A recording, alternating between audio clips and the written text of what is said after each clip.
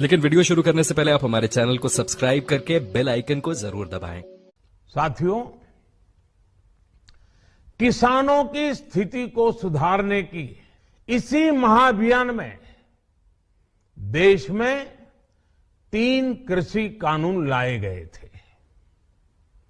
मकसद ये था कि देश के किसानों को, खासकर छोटे किसानों को और ताकत मिले, उन्हें अपनी उपज की सही कीमत और उपज बेचने के लिए ज्यादा से ज्यादा विकल्प मिले। बरसों से ये मांग देश के किसान, देश के कृषि विशेषज्ञ, देश के कृषि अर्थशास्त्री, देश के किसान संगठन लगातार कर रहे थे। पहले भी कई सरकारों ने इस पर मंथन भी किया था। इस बार भी संसद में चर्चा हुई, मंथन हुआ और ये कानून लाए गए। देश के कोने कोने में कोटि कोटि किसानों ने, अनेक किसान संगठनों ने इसका स्वागत किया, समर्थन किया। मैं आज उन सभी का बहुत बहुत आभारी हूं, धन्यवाद करना चाहता हूं। साथियों, हमारी सरकार किसानों के कल्याण के लिए, खासकर छोटे किसानों के कल्याण के लिए, देश के कृषि जगत के हित में, देश के हित में, गांव गरीब के उज्जवल भविष्य के लिए पूरी सत्यनिष्ठा से, किसानों के प्रति पूर्ण समर्पण भाव से, नेक नियत से ये कानून लेकर आई थी।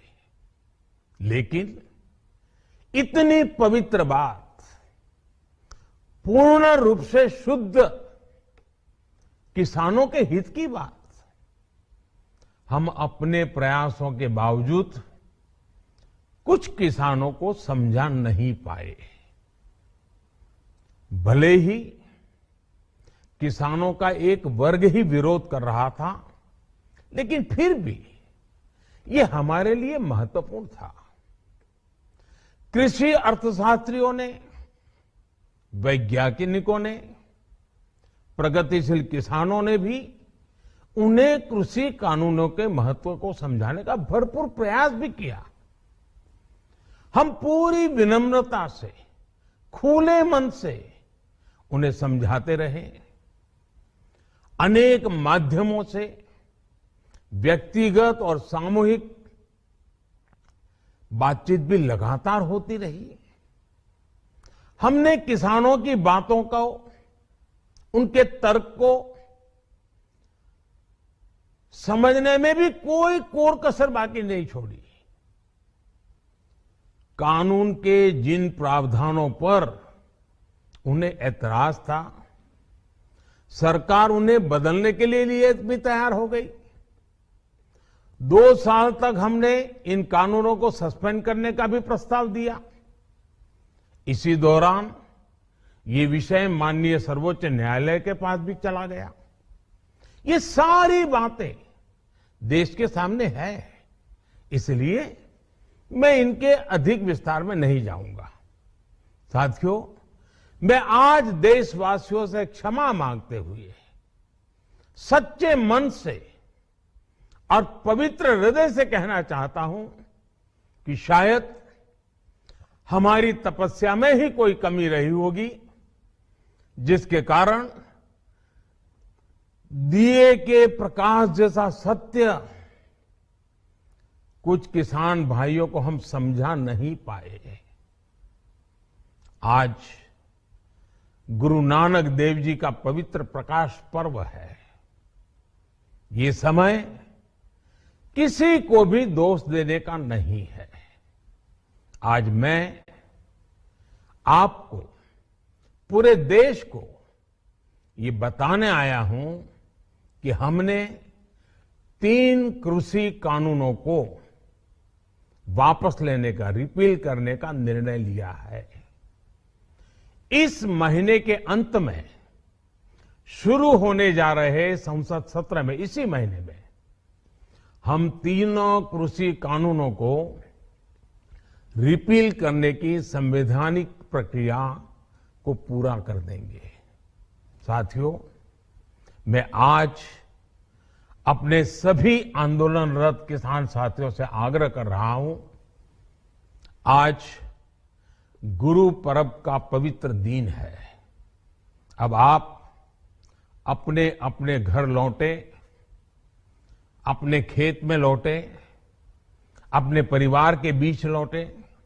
आइए एक नई शुरुआत करते हैं, नए सिरे से आगे बढ़ते हैं।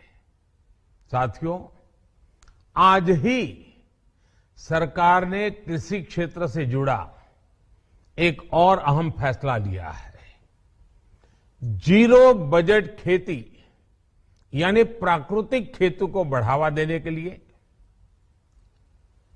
देश की बदलती आवश्यकताओं को ध्यान में रखकर क्रॉप पैटर्न को वैज्ञानिक तरीके से बदलने के लिए एमएसपी को और अधिक प्रभावी और पारदर्शी बनाने के लिए ऐसे सभी विषयों पर भविष्य को ध्यान में रखते हुए निर्णय लेने के लिए एक कमेटी का गठन किया जाएगा। इस कमेटी में केंद्र सरकार, राज्य सरकारों के प्रतिनिधि होंगे, किसान होंगे, कृषि वैज्ञानिक होंगे, कृषि अर्थशास्त्री होंगे। साथियों, हमारी सरकार किसानों के हित में काम करती रही है और आगे भी करती रहेगी। मैं गुरु गोविंद सिंह जी की भावना में अपनी बात समाप्त करूंगा। देहि शिवावर मोहे इहे, शुभ कर्मन ते कबहू न टरो। हे देवी, मुझे ये वर दीजिए कि मैं शुभ कर्म करने से कभी पीछे ना हटूं। जो किया किसानों के लिए किया, जो कर रहा हूं देश के लिए कर रहा हूं। आप सभी के आशीर्वाद से मैंने मेहनत में पहले भी कोई कमी नहीं की थी। आज मैं आपको विश्वास दिलाता हूं कि अब और ज्यादा मेहनत करूंगा ताकि आपके सपने साकार हो सके, देश के सपने साकार हो सके।